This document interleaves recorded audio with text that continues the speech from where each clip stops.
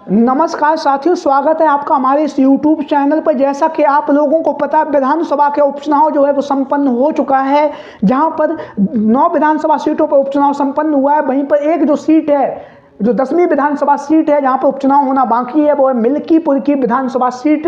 वहां पर विधानसभा का उपचुनाव होना बाकी है। तो मिल्कीपुर की विधानसभा सीट पर जो है स्थितियां साफ हैं। यहाँ पर विधानसभा का चुनाव होगा और विधानसभा उपचुनाव होने के बाद जो है यहाँ की राजनीति की जो दिशा और दशा है वो बदलेगी। क्योंकि हम अगर बात करें तो भारतीय जनता पार्टी के प्रत्याशी ने या भारतीय जनता पार्टी के पूर्व विधायक बाबा गोरखनाथ ने यहाँ से एक याचिका दायर की थी। अब वो याचिका है वो भी वापस ले ली गई है। तो अब चुनाव आयोग की तारीखों का ऐलान है। मिल्कीपुर में विधानसभा का उपचुनाव होगा। उसके साथ ही साथ अखिलेश यादव जो हैं, अब समाजवादी पार्टी के उन गद्दार विधायकों की सदस्यता को लेकर भी लगातार चर्चाओं में बने हुए हैं, जिन्होंने राज्यसभा के चुनाव में अखिलेश यादव जी के साथ में समाजवादी पार्टी के साथ में गद्दारी की थी और राज्यसभा के चुनाव में समाजवादी पार्टी के प्रत्याशी को वोट न देकर भारतीय जनता पार्टी के प्रत्याशी को वोट दिया था। इन्हीं गद्दार विधायकों में से एक विधायक का नाम है अभय सिंह। आप सभी लोग जानते ही हैं, अभय सिंह समाजवादी पार्टी के सिंबल से 2 बार चुनावी मैदान में जीत चुके हैं। गोसाईगंज की विधानसभा सीट से 2022 के विधानसभा के चुनाव में उन्होंने जीत दर्ज की और उससे पहले भी वह एक बार चुनावी मैदान में समाजवादी पार्टी के टिकट पर चुनावी मैदान में जीत दर्ज की है। लेकिन राज्यसभा के चुनाव में उन्होंने भारतीय जनता पार्टी को वोट दिया और कहीं ना कहीं भारतीय जनता पार्टी को वोट देने के बाद लगातार समाजवादी पार्टी के नेता कार्यकर्ता उन्हें गद्दार के नाम से लगातार बुला रहे हैं। हालांकि वह अपने आप को गद्दार नहीं मान रहे हैं, वह अपने आप को जो है अन्य नामों से बता रहे हैं और कह रहे हैं कि हम भगवान राम के भक्त हैं। और भगवान राम को लेकर भी हम आपको बताते चलें, वो जो है अयोध्या तक एक पदयात्रा निकाली गई थी। उसमें भी जो खबरें सामने आई कि जो उन्हें जो है पुलिस प्रशासन के द्वारा जो है एक सिफारिश करने गए थे, कोई उनका साथी रहा होगा, उसके लिए सिफारिश करने गए तो पुलिस प्रशासन ने उन्हें भी कहीं ना कहीं प्रताड़ित किया। इस तरह की खबरें जो सोशल मीडिया के माध्यम से हमें जानकारी मिली वो हमने आपको बता दी है। तो हम आते हैं मुद्दे पर। तो गोसाईगंज की विधानसभा सीट से या चुनावी मैदान में जीते और समाजवादी पार्टी के मुखिया अखिलेश यादव जी ने वोट दिया। और वोट देने के साथ अगर हम बात करें तो यहाँ पर सबसे ज़्यादा जो है दलित समाज के जो मतदाता हैं वो सबसे ज़्यादा हैं गोसाईगंज की विधानसभा सीट पर, यानी कि पीड़ित परिवार का वोट लिया और भारतीय जनता पार्टी को अपना वोट दिया। उसके बाद ये राजनीतिक चर्चाओं में बने हुए हैं और लगातार अब अखिलेश यादव जी जो हैं इनकी सदस्यता को खत्म कराने के लिए लगातार प्रयासरत हैं। इनकी सदस्यता के खत्म होने के साथ ही साथ समाजवादी पार्टी के वो 8 गद्दार विधायकों की भी सदस्यता अखिलेश यादव जी संपन्न सदस्यता जो है वो खत्म कराएंगे। उसके बाद विधानसभा का उपचुनाव है वो कराने के मन में है सपा मुखिया अखिलेश यादव।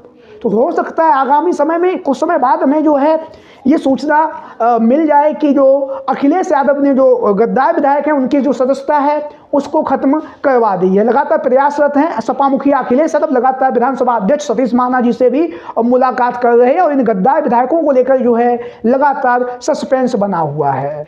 वहीं पर हम बात करें, अगर गोसाईगंज की विधानसभा सीट से अभय सिंह की अगर विधायकी खत्म होती है और यहाँ पर विधानसभा का अगर उपचुनाव होता है तो कहीं ना कहीं अभय सिंह ने, आप लोगों को पता है, भारतीय जनता पार्टी के प्रत्याशी को वोट दिया।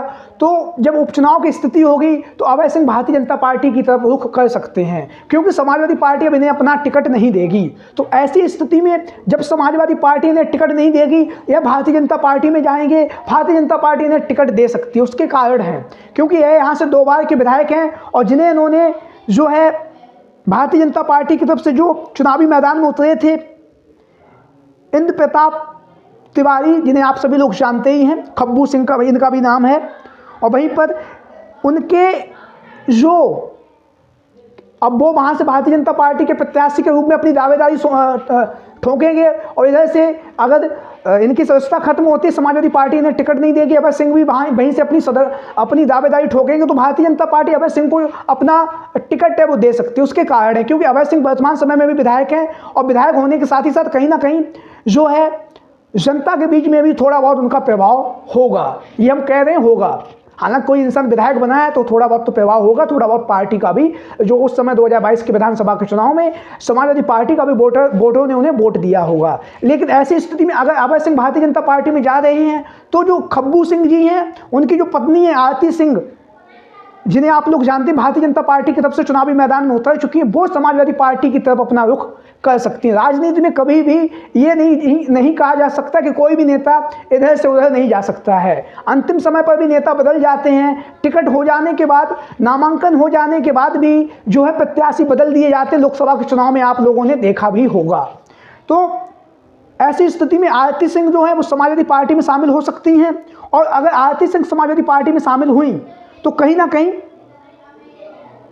जो गोसाईगंज की विधानसभा सीट का जो जातीय प्रभाव है वो काफ़ी ज़्यादा पड़ेगा।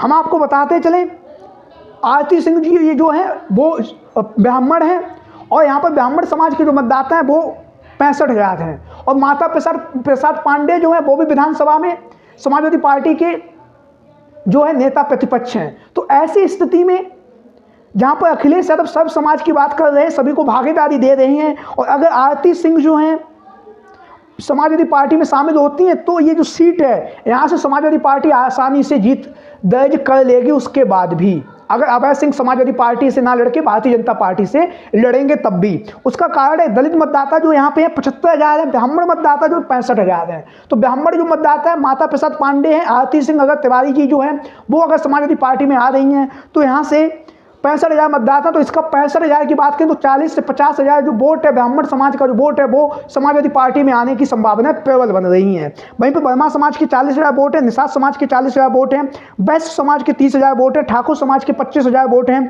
यादव समाज के 25,000 वोट है, मुस्लिम समाज के 25,000 वोट हैं गोसाईगंज की विधानसभा सीट पर। कुल मतदाता 3,74,000 हैं, पुरुष मतदाता 2 लाख हैं, महिला मतदाता 1,73,000 हैं। और ये जो सीट है यहाँ की लड़ाई जो है सपा भाजपा कांग्रेस जो है यहाँ पर चुनावी मैदान में जीतते रहे हैं, लेकिन पिछले कुछ समय से, कुछ दशकों से यहाँ से समाजवादी पार्टी और भारतीय जनता पार्टी और बहुजन समाज पार्टी का दबदबा रहा है। तो ऐसी अगर स्थितियां बन रही हैं तो गोसाईगंज की विधानसभा सीट से जो है अखिलेश यादव जो हैं अभय सिंह के खिलाफ किसी भी अन्य नेता को भी चुनावी मैदान में उतार सकते हैं, या फिर भारतीय जनता पार्टी की जो वर्तमान समय में जो पूर्व में जो प्रत्याशी रह चुके हैं विधायक के चुनाव में 2022 में आरती सिंह तिवारी जी, वो भी समाजवादी पार्टी में शामिल हो सकती हैं अगर अभय सिंह जो हैं वो समाजवादी पार्टी को छोड़कर उनकी सदस्यता खत्म होती है और वो अगर भारतीय जनता पार्टी की तरफ अपना रुख करते हैं। तो ऐसी परिस्थितियों में ये समीकरण बन सकता है। लेकिन आप लोगों की क्या राय है